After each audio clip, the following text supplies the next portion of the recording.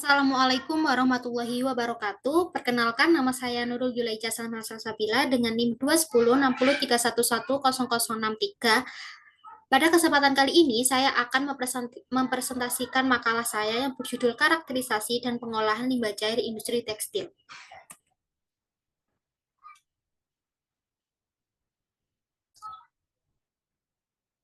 Poin pertama yang akan saya bahas adalah mengenai pendahuluan atau latar belakang. Jadi pada zaman sekarang, perkembangan industri tekstil itu sangat pesat, yang dimana hal tersebut menuntut penerapan pembangunan berkelanjutan untuk memenuhi kebutuhan masa kini tanpa mengorbankan generasi mendatang.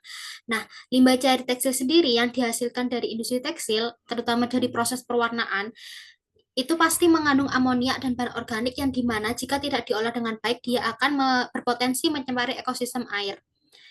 Beberapa industri sebenarnya itu memang sudah membangun instalasi pengolahan limbah, namun terdapat tantangan seperti biaya investasi dan operasional yang membuat banyak limbah itu masih tidak memenuhi baku mutu lingkungan dikarenakan instalasi pengolahan limbahnya belum maksimal.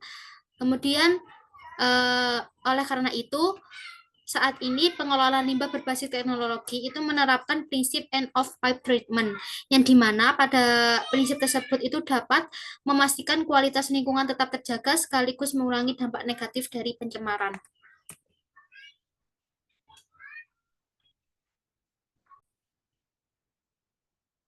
Untuk rumusan masalah terdapat 4 poin. Yang pertama yaitu ada apa itu limbah cair industri tekstil dan bagaimana karakteristiknya. Yang kedua, bagaimana proses produksi industri tekstil. Yang ketiga, apa saja sumber limbah cair industri tekstil. Dan yang terakhir, bagaimana penanganan dan pengolahan yang efektif untuk limbah cair industri tekstil. Sedangkan untuk tujuan penulisan juga terdapat 4 poin. Yang pertama, untuk mengetahui pengertian dan karakteristik limbah cair industri tekstil. Yang kedua, untuk mengetahui proses produksi industri tekstil. Yang ketiga, untuk mengetahui sumber limbah industri tekstil. Dan yang terakhir, untuk mengetahui penanganan dan pengolahan limbah industri tekstil yang efektif. Sedangkan untuk manfaat penulisan yaitu untuk meningkatkan pemahaman tentang limbah cair industri tekstil serta memberikan panduan pengelolaan limbah yang efektif untuk mendukung pelestarian lingkungan secara berkelanjutan, baik bagi akademisi, peneliti, maupun pelaku industri.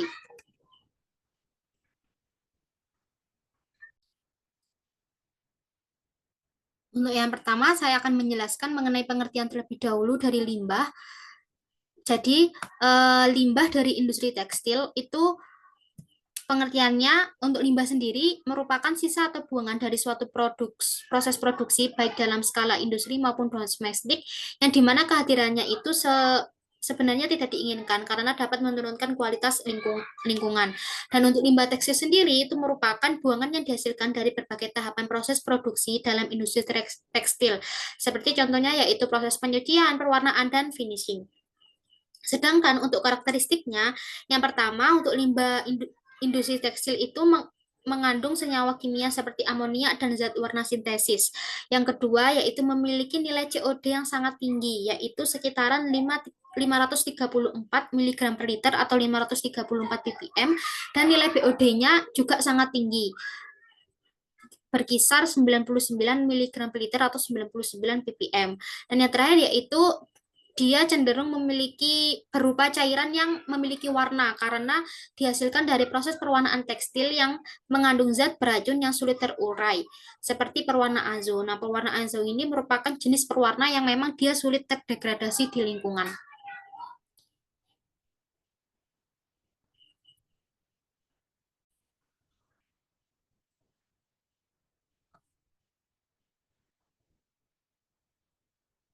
Untuk mencegah terjadinya pencemaran pada lingkungan, eh, pemerintah sudah menetapkan baku mutu yang memang dikhususkan untuk limbah cair industri tekstil melalui Keputusan Menteri Negara Lingkungan Hidup RI nomor 51 tahun 1995, yang dimana sudah ditunjukkan pada tabel yang tertera pada slide. Jadi di situ ada beberapa parameter, kurang lebih 9 parameter yang memang sudah ditetapkan untuk baku mutunya limbah industri tekstil. Jadi ketika misal limbahnya dibuang ke lingkungan, diharapkan nilainya di bawah dari baku mutu agar menunjukkan bahwa dia itu aman ketika dibuang ke badan air.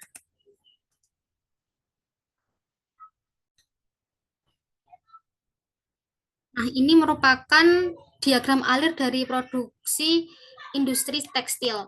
Jadi setiap produksi, setiap langkah-langkah dari produksi industri tekstil ini dia pasti menghasilkan limbah cair. Yang pertama yaitu ada proses bakar bulu. Proses bakar bulu ini merupakan proses penghilangan bulu-bulu yang tersembul pada permukaan kain yang disebabkan oleh benang-benang yang mengalami tegangan dan gesekan pada saat ditenun. Yang kedua yaitu ada proses desizing atau penghilangan kanji. Nah, proses penghilangan kanji itu merupakan proses pre-treatment bahan tekstil yang bertujuan untuk menghilangkan kanji dari proses sizing.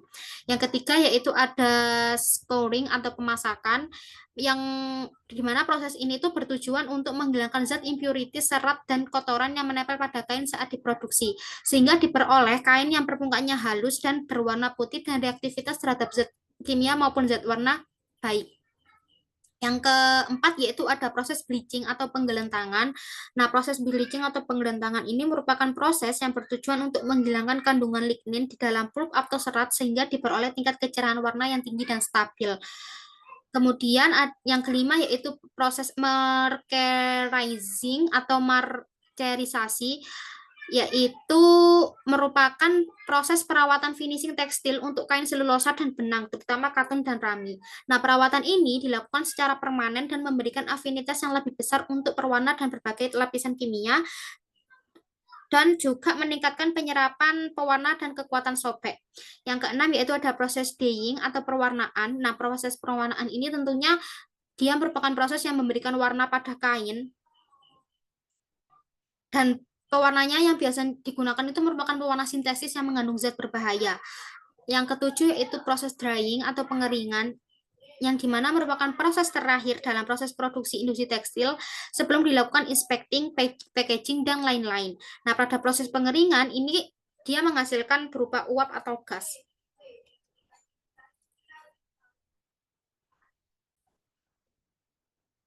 Ini merupakan tabel sumber limbah industri tekstil, yang dimana limbah bahan beracun dan berbahaya yang dihasilkan dari industri tekstil itu berasal dari sisa proses produksi dengan bahan kimia yang ada di dalamnya.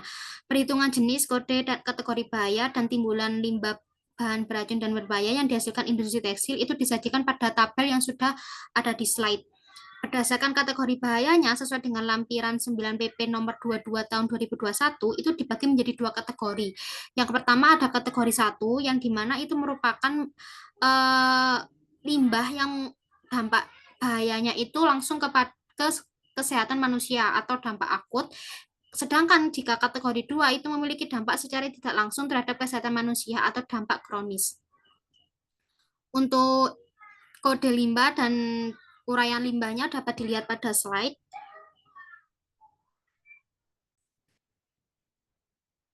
Nah, setelah mengetahui sumber-sumber limbah yang berasal dari produksi industri tekstil, sekarang saya akan menjelaskan mengenai penanganan apa saja sih yang bisa dilakukan untuk menangani atau mengelola limbah industri tekstil agar dia aman ketika dibuang ke badan air. Jadi, ada 4 metode yang dapat digunakan untuk mengelola limbah industri tekstil. Yang pertama ada metode fisika kimia. Nah, metode fisika kimia ini menggunakan proses koagulan dan flokulan.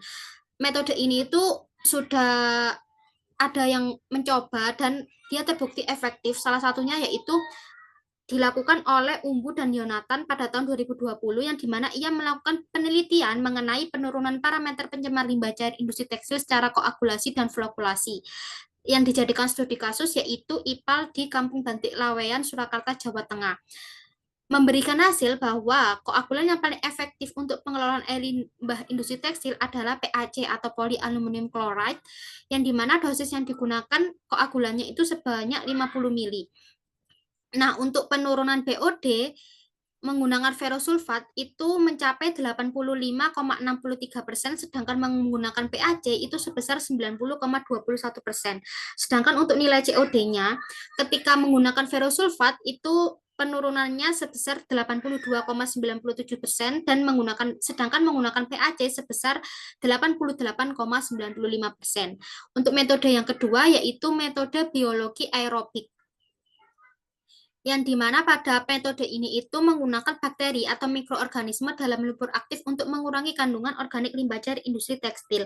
Metode ini juga sudah terbukti efektif yang dimana dibuktikan oleh salah satu penelitian oleh Nusa pada tahun 2022 tentang pengolahan air limbah industri kecil tekstil dengan proses biofilter anaerob aerob tercelup menggunakan metode plastik sarang tawon, yang dimana menghasilkan bahwa proses pengolahan limbah tekstil menggunakan biofilter dengan media plastik sarang tawon terbukti efektif dalam mengolah air limbah dari pencucian dan perwarnaan jeans. Proses biofilter anaerob aerob ini mampu menghilangkan polutan dengan efisiensi yang sangat baik. Meskipun konsentrasi limbah yang masuk berfluktuasi pada kondisi waktu tinggal 1 sampai 3 hari, penghilangan BOD itu mencapai 77,84% hingga 94,88%. Sedangkan untuk nilai COD-nya itu 73,91% hingga 94,23%, dan zat padat tersuspensi atau TSS itu sebesar 93,44% hingga 99,84%, dan pengurangan warna mulai dari 76,36% hingga 88,96%. Yang ketiga ada metode membran yang terdiri dari yang pertama ada mikrofiltrasi, yang kedua ada ultrafiltrasi, dan yang terakhir ada elektrodialisis. Nah, metode ini juga terbilang memang efektif, dibuktikan dengan salah satu penelitian yang dilakukan oleh Yuliwati dan kawan-kawan pada tahun 2021, yang dimana mereka melakukan penelitian tentang teknologi membran ultrafiltrasi untuk pengelolaan air limbah pencucian industri tekstil eco-printing, yang dimana menunjukkan bahwa metode membran PVDF yang diberi aditif TiO2 dalam pengelolaan air limbah tekstil eco-print dapat mengurangi COD dengan persentase sebesar 90,08%, nilai BOD sebesar 85,92%, dan TOC sebesar 92,34%. Dan untuk metode yang terakhir, ini merupakan gabungan dari metode-metode yang lainnya, yang dinamakan metode pengolahan terintegrasi, yang dimana menggabungkan beberapa proses pengolahan limbah cair yang disebutkan di atas. Nah, digabungkan itu agar dapat menghasilkan air yang lebih baik dan juga bebas dari beberapa zat berbahaya seperti pewarna dan bahan biologis yang berbahaya lainnya.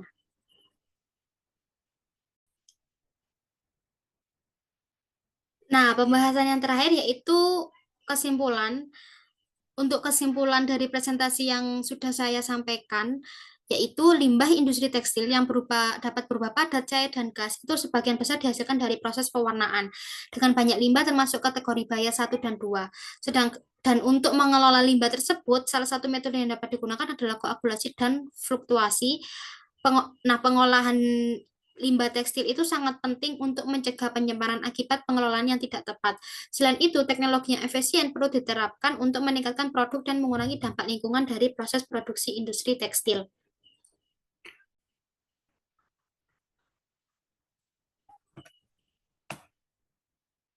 Mungkin itu saja yang dapat saya sampaikan. Kurang lebihnya, saya mohon maaf yang sebesar-besarnya.